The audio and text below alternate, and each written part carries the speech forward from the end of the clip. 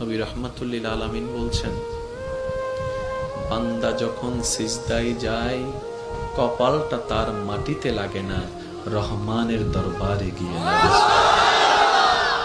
আফসোস আমাদের জন্য সেই সিজদাকে না বুঝার কারণে। আপনাদের মসজিদেও হয়তো অনেকবার আপনারা লক্ষ্য করেছেন, রুকুতে না হয় সিজদাতে না হয় বৈঠকে ইমাম যদি কোনো রকম একটু দেরি করে, 5-10 সেকেন্ড যদি একটু সালাম ফিরাতে দেরি করে কিংবা উঠতে দেরি করে, পিছন থেকে একটা কাশি নামক মিসকল চলে আসে। কাশি নামক মিসকল চলে আসে, ও ভাই তুই কাশলি কেন, তোর কি জক্কা হয়েছে? বলে যে না, ঠান্ডা লেগেছে। না তো কাশলি কেন?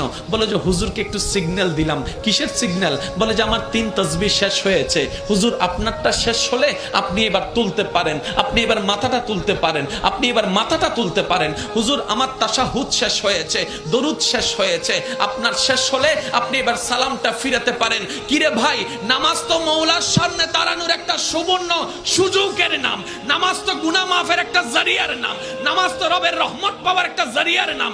এখানে এসে তুই তাড়াতাড়ি করছিস কেন? বলে যে আফসোস, আমি নামাজটা জেনেছি।